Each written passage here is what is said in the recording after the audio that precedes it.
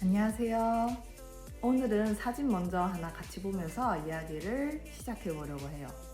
지금 보시는 이 사진은 인사이드 빌 게이츠라는 다큐멘터리에 나오는 장면입니다. 저는 여기서 빌 게이츠가 책을 읽는 속도, 눈동자가 돌아가는 속도를 보면서 엄청 놀랐어요. 눈동자가 책을 읽는데 그냥 이렇게 가는 게 아니고 이 정도 속도로 움직이는 거예요. 그래서 빌 게이츠의 정보 처리 속도에 엄청 놀랐던 기억이 납니다. 그래서 오늘은 이 능력의 기반이 되는 문해력에 대해서 함께 이야기를 나눠보려고 합니다. 우선 문해력의 개념에 대해서 먼저 이야기해 보려고 해요. 문해력이라는 개념은 여러 발달 과정을 거쳐왔어요. 근데 이제 크게 세 가지로 정리해 볼 수 있을 것 같아요. 우선 첫 번째는 읽기 준비도라는 개념입니다.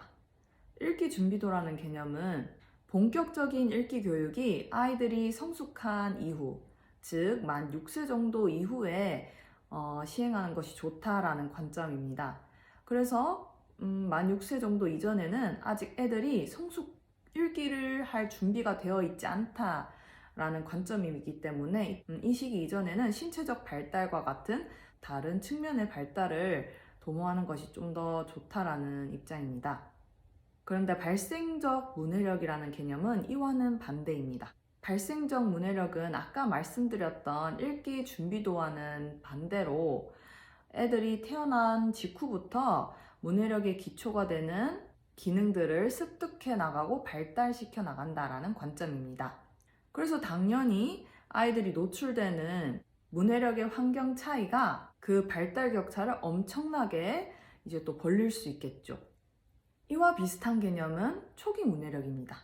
초기 문해력은 문해력의 발달 과정을 아동의 발달 양상에 결부시켜서 설명하는 개념입니다. 그러면 앞서 소개해드린 발생적 문해력과의 차이점은 뭐냐?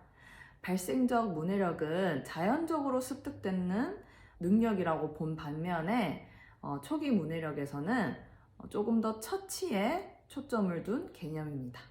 참고로 제가 이제 찾아봤던 논문에서는 초기 문해력의 시기를 유치원 때부터 초등학교 저학년 때까지로 설정했던 논문이 있었습니다. 그래서 여튼 최근에는 이 세 가지 개념 중에서 초기 문해력이라는 용어를 가장 많이 사용한다고 보시면 됩니다.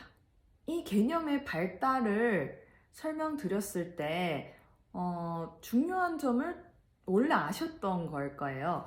중요한 점을 또다시 인지하셨을 거라고 생각해요. 공교육의 시작이 초등학교 1학년 때부터잖아요. 그 공교육의 시작인 초등학교 1학년 때부터 동일한 출발선상은 없다라는 점이죠. 그래서 아무래도 부모님들께서 사교육에 걱정이 되는 마음에 우리 아이가 그래도 1학년 때부터 뒤처지는 건 아닌가 싶어서 사교육에 조금 더 의존하실 수도 있는 경향이 있지 않나라는 생각이 들기도 해요. 이 점에 대해서는 또 추후에 말씀드릴 기회가 있다고 보고요. 그럼 문해력에 대해서 왜 우리가 관심을 가져야 되는가? 왜 문해력이 중요한가에 대해서도 말씀드려 보려고 해요. 크게 두 가지 이유가 있습니다. 첫 번째는 초기 문해력이 문해력 그 자체에 1년만 영향 미치는 게 아니라 추후에도 계속 영향을 미친다는 점이에요. 스터노비치라는 분께서 연구한 결과에 따르면 이른 시기에 읽기 능력에서 높은 성취를 보인 학생은 아동이 성장한 이후에도 뛰어난 읽기 능력을 보이는 반면에 3, 4학년 이전의 읽기 능력에서 실패를 경험한 학생은 이후 평생 동안 읽기에 어려움을 겪는다라는 것을 발견하였습니다. 이외에 다른 연구 결과에서도 초등학교 1학년 때 읽기 능력이 뒤처진 학생이 1학년이 끝날 때 읽기 능력이 뒤처질 확률은 88%이고 3학년이 끝날 때 읽기 능력이 뒤처진 학생이 9학년 끝날 때까지 뒤처질 확률은 74%라는 연구 결과도 있었습니다. 그래서 문해력을 초기에 뒤처지지 않고 잘 발달시킬 수 있도록 하는 게 중요하다고 생각해요. 정리하자면 문해력이 매튜 이펙트, 즉 초기에 발생한 격차가 시간이 지날수록 점점 더 커지는 현상을 가리키는 매튜 이펙트가 문해력에서 가장 전형적으로 작용하는 영역이라고 볼 수 있습니다. 두 번째로 문해력이 중요한 이유는 문해력이 문해력 자체에만 영향을 미치고 끝나는 게 아니고 다른 전반적인 학업 능력에 학업 성취에 영향을 미친다는 점이에요. 이거는 상식적으로 우리가 생각해 봤을 때 다 아는 내용이잖아요. 이 내용을 뒷받침하는 연구 결과들을 소개해 드리자면 독해력이 학업 성취 수준의 상당 부분을 예측한다고 하고 또 어떠한 연구 결과에서는 이것이 많은 학업적 기술의 전제 조건이다 라고 밝히는 연구도 있습니다. 국내에서도 초등학교 5학년을 대상으로 한 연구 결과에서도 독해력이 높은 집단의 수학 성적과 독해력이 낮은 그룹의 수학 성적을 비교했을 때 독해력이 높은 그룹의 수학 성적이 더 높았다라는 연구 결과가 있었습니다.